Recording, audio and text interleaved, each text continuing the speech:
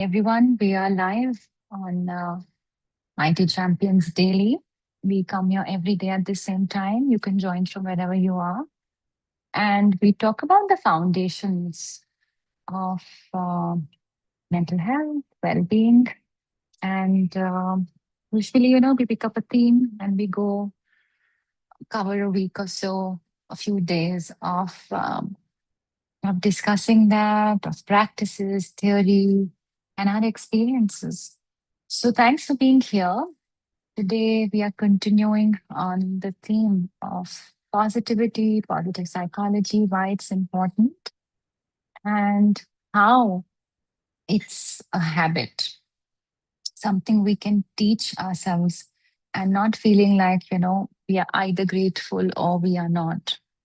So, today is about the self, and it's about appreciating ourselves, looking positively at ourselves, developing a positive relationship with the self. Because we can think that we are not confident, or we can only have confidence when we do something impressive. However, confidence can also come from learning to see ourselves clearly, when we can look at ourselves with honesty, with compassion, with appreciation, and then therefore not just focusing on what's wrong with me, but also look at what is already strong in me, or other qualities that are already present in me, which we can tend to overlook or minimize. So that's that's the theme of today. That's what we will be discussing, talking about. And as we do, we'll begin with some grounding and opening reflection, intention setting. So for that, I invite you to sit comfortably,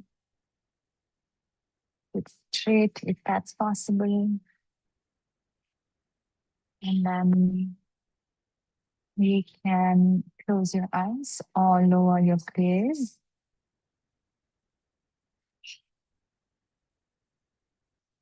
And then just checking in with yourself. How are you today?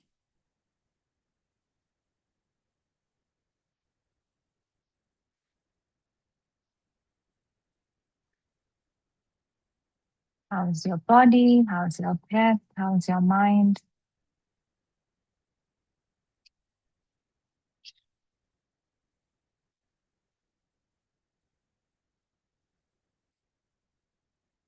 So just becoming aware of what's present with you today.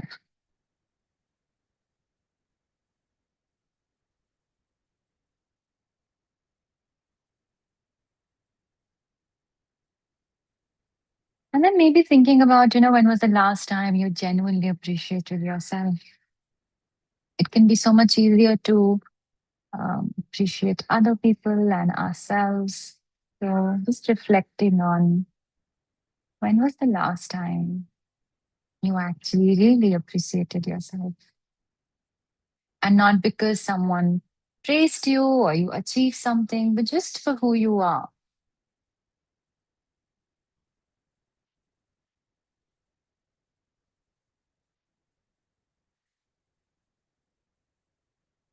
And then moving your awareness or bringing to mind someone you deeply appreciate. So notice what you admire.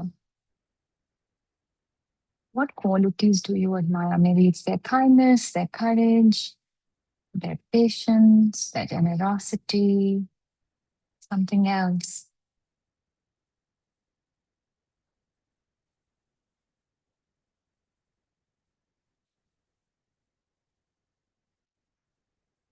And now gently turning that same attention toward yourself. So asking yourself, what quality in me has helped me through my life?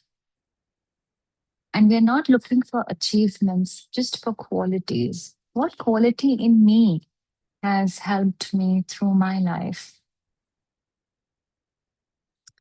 Could be perseverance, curiosity, it could be your compassion, your humor, integrity, resilience,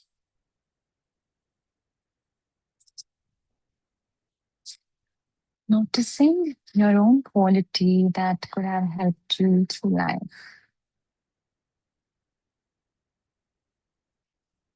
And then setting an intention that I want to appreciate my capacity for whatever it is.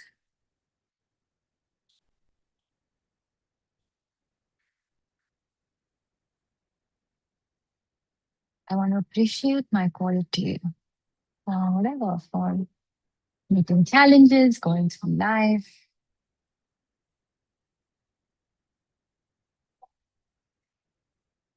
And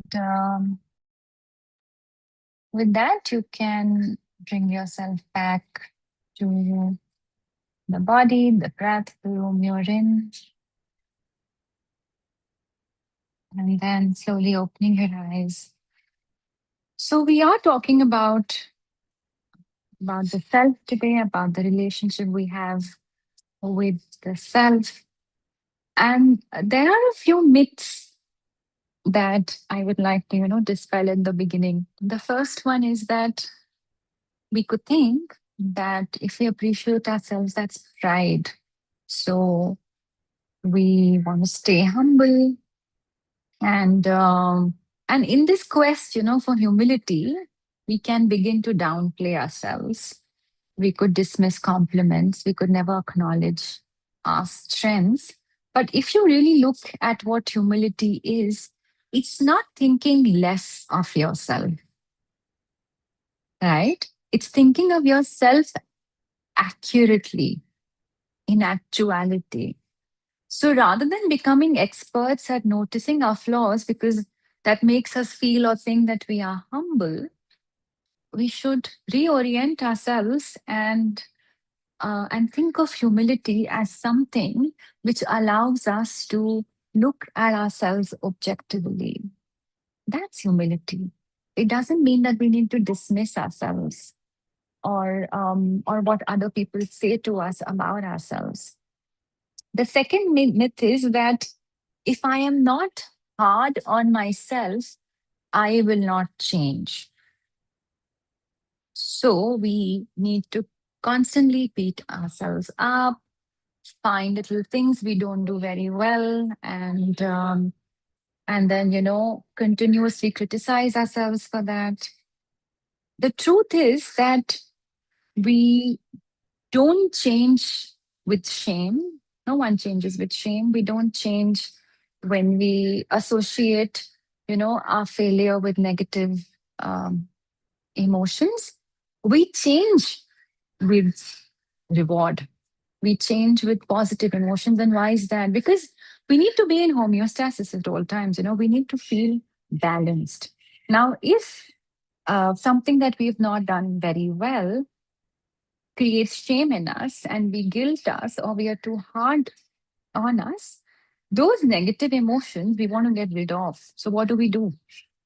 We do less of that and we do more of habits that actually are not helpful. So, we could numb ourselves with, say, being on the phone, we could eat, we could shop, we could engage in anything else that helps us feel good.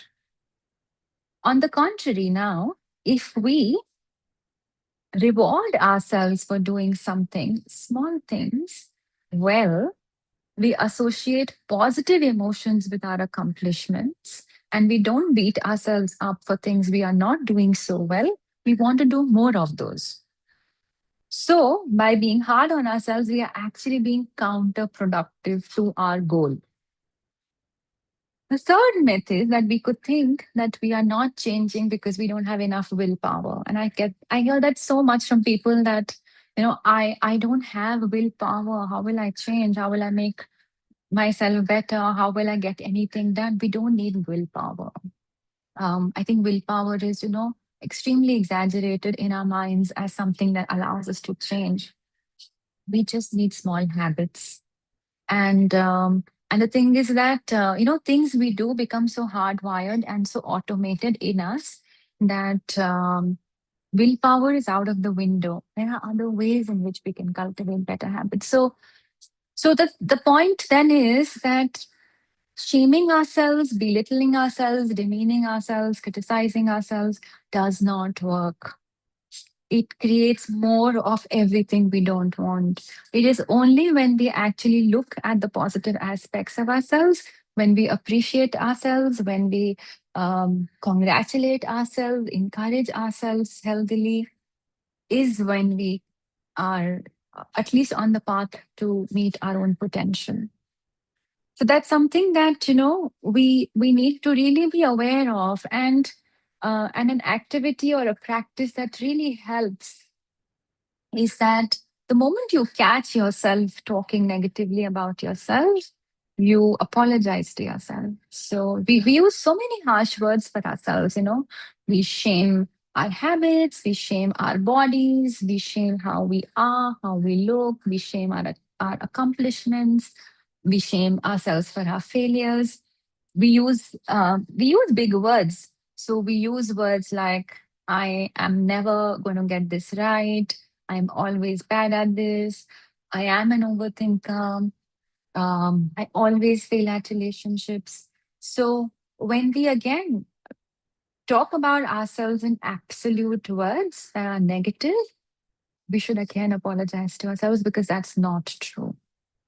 So really respecting the person that you are, really respecting the journey you've taken, the person you've become, um, because when we extend that respect to other people, that compassion to other people, that patience with other people, we are also at the end of it just another human being. So why can't we do that for ourselves? and and and therefore it becomes really important that we acknowledge every time we say something bad, something dismissive, critical of the self, we catch ourselves, we apologize, and then we tell ourselves that we will not talk about ourselves again like that. So with practice, with consideration, it then the brain starts believing that the you're not the awful person that it's made you to be. You're not a failure that it's made you to be. And um, and I think that can really help us to start seeing the good inside us. Now, why do we struggle to appreciate ourselves? So we spoke about the negativity bias and how the brain is in a way designed to find the negative, to notice what's wrong. But the same concept, it also applies this internally. So if, say, we had one awkward conversation or we fumbled at one place, the brain catches that and begins to replay that, exaggerates that, gives more meaning, attention to that than the 10 things that you could have done well. So one mistake overshadows dozens of things that could have done well. And we become almost like, curators of our own shortcomings. Now, while this is happening, and somewhere, the brain is designed to work like that, self appreciation can also feel uncomfortable because we're not taught. Nobody tells us that, oh, you should appreciate yourself, you should be nice to yourself. On the other hand, we grow up hearing that we should be humble and look at how much you have, someone else has it harder, don't show off. So these messages often create adults who feel guilty, acknowledging anything good, acknowledging their gifts. Now, again, there's a difference, With arrogance, we exaggerate our strengths and we ignore our weaknesses. But with self appreciation, we acknowledge our strengths while remaining aware of limitations. And we are not inflating. We are just being accurate. And that's what we've been talking about, otherwise as well, about the world, that about life, that it's not like we are saying that challenges don't exist, but it's saying that it's not true that we are only living amidst challenges. So we are also noticing what is working, what is good, and extending the same concept to ourselves, that we also appreciate what is good in our inside of us, and there are millions of things that are. There are millions of things we have done in life that are worth, noticing or appreciating. So then it becomes important that we don't keep listening to our inner critic, because again, we could believe that it's only with criticism that we can create excellence. But so there are two coaches, and one keeps saying, you're useless, you'll never get this right. But there's this other person who notices your improvement, who tells you what to work on next. Of course, you will grow better with the one who not just points out your flaws, but also acknowledges your strength. And lots of research has gone into self compassion. So it said that, you know, people who respond to mistakes with understanding rather than being very harsh and having self judgment are more willing to take responsibility, to persist after setbacks, to continue learning. So, self compassion doesn't reduce our standards. In fact, it helps us overcome paralysis. Now, if again we have to think about ourselves and our strengths, now, if you have, say, access to a pen or paper, you could do that, or you could type on your phone, or you could make mental notes. Now, if I had to ask you, list 10 things about yourself that you really like. Can you do that right now? 10 things about yourself that you find amazing.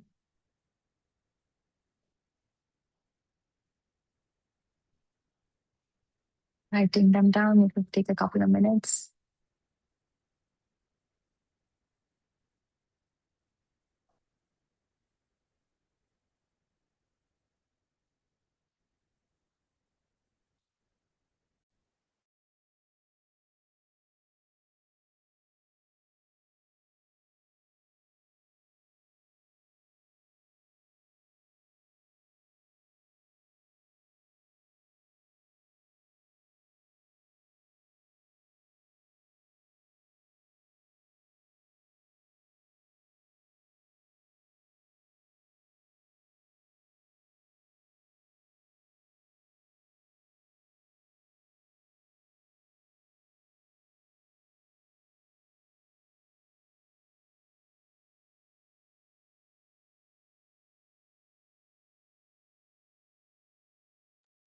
Is there anyone who'd like to share their experience of writing this down? And if not, then I can share my experience of asking people to write 10 points. Is that, when I give it as a homework to be done every day of the week, um, it can be really challenging, which, if you've not practiced the exercise, could feel, like maybe surprising. But it's a real challenge because it can be so hard for us to acknowledge anything good in ourselves. We could come up with very creative excuses. We could also minimize our achievements so much that we could think that, it's no big deal if I've done this, or it's no big deal if I've if I become this person, or I have this quality, because so many other people have it better or do better. So, if you're talking about practices, then this is something that you can try for a week and see how it goes. You could write. I can help you.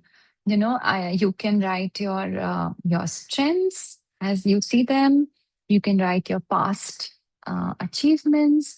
You can write things that you do well, in the day. Abhilasha, thank you for sharing. She's saying I'm honest, sincere, kind-hearted, workaholic, loving, caring, emotional. I'm a poet. I'm a writer. Very nice.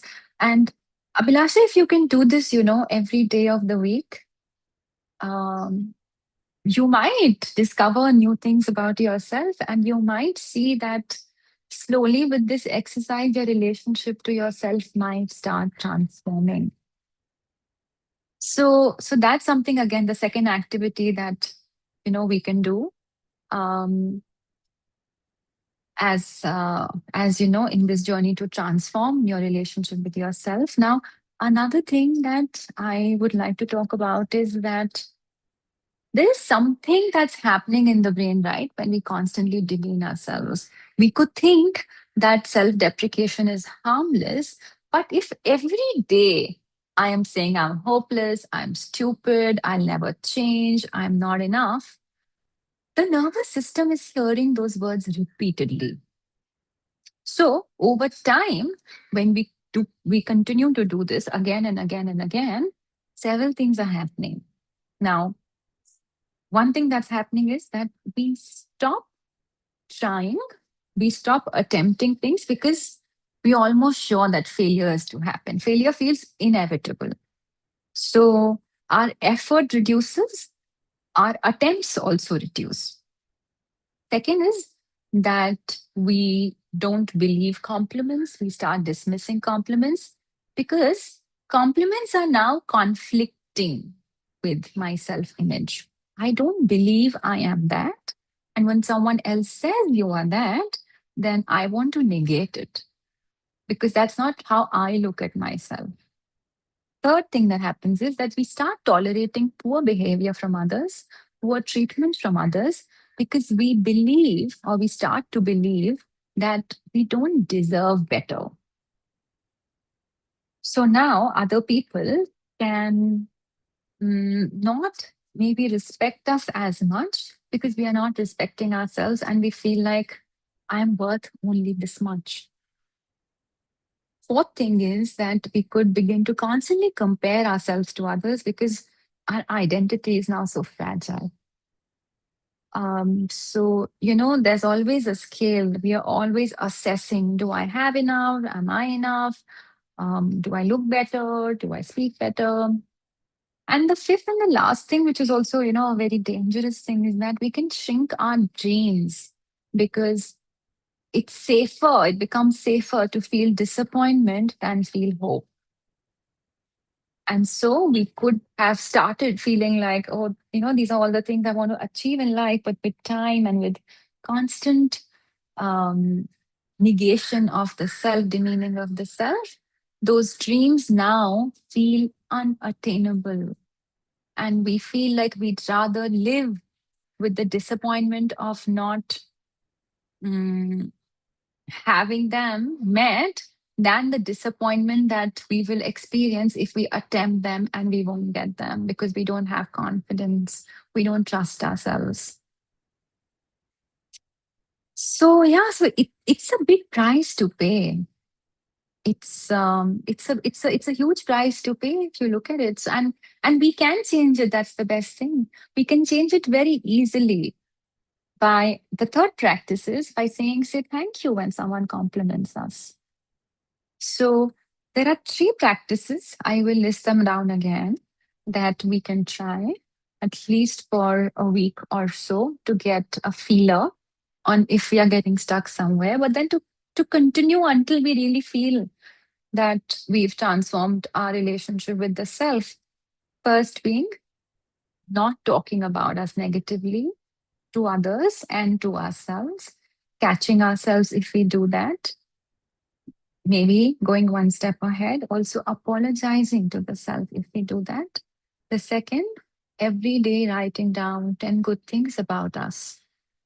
It could be qualities, it could be accomplishments, it could be things from today.